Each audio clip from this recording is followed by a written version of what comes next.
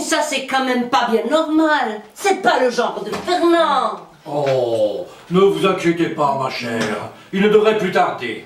Qu'est-ce qu'il dit? Non, mais c'est vrai, maman. Tu as le chic de vendre l'ours avant que la peau ait été tuée. Qu'est-ce qu'elle a dit? Elle dit qu'il ferait bon de boire un petit coup. Oh.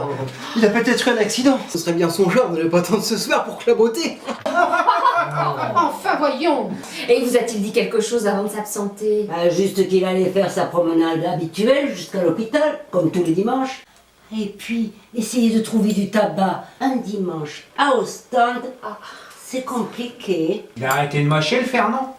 Il a plutôt cassé son dentier, tu veux dire. Mesdames, il y a toutefois quelque chose qui me préoccupe. Monsieur Fernand est sorti sans son sonotone. Tout ça n'est pas normal.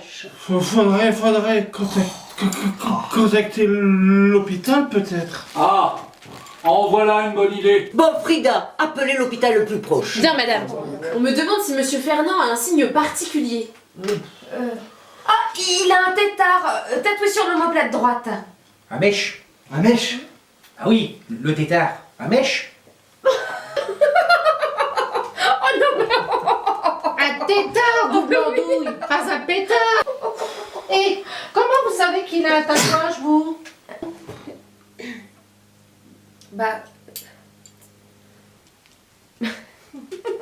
c'est... Bah... En fait, c'est qu'un jour, j'ai dû l'aider à faire sa cravate. Bah oui, c'était pour la communion d'un de ses petits cousins. Bah d'ailleurs, j'ai oublié lequel. Mais enfin, comprenez! Il avait mis sa chemise à l'envers. Mais alors, je lui ai demandé de l'enlever pour remettre de l'ordre dedans, quoi.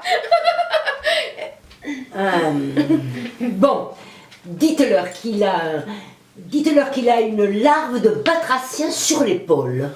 Au fait, Ils mamie. disent qu'ils n'ont pas ce spécimen, madame.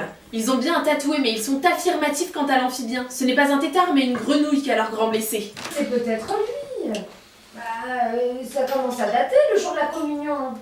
Oh, je crois que je les reprendrai, moi. Ah ouais, moi aussi. Ça suffit tous les deux. Il l'avait dans le dos, n'oubliez pas. Et peut-être qu'il ne l'a pas vu se développer.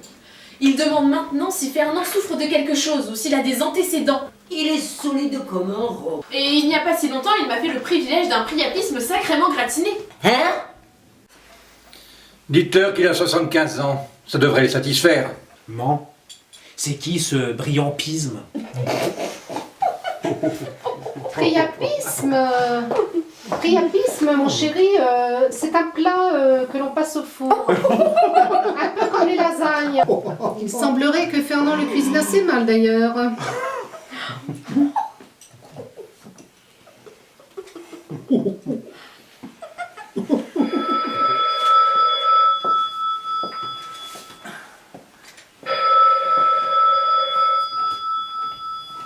Oui? C'était... La police. Il nous envoie l'inspecteur. Que se passe-t-il? C'est Fernand. Il est arrivé quelque chose? La bouteille est vide. Ah non, médecin.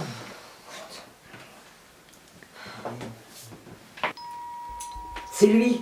Déjà? C'est dimanche. Ça roule mieux le dimanche.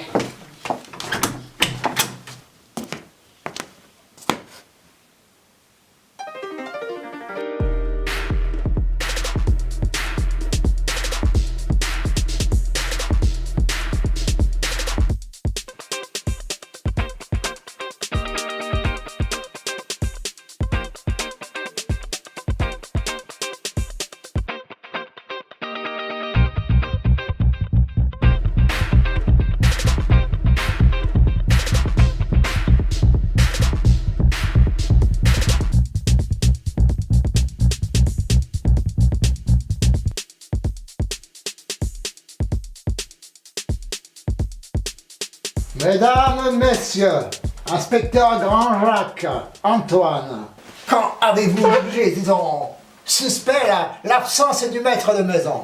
Lorsque j'ai trouvé son sonotone, il devait être quelque chose comme 1h moins le quart. 12h52 il était.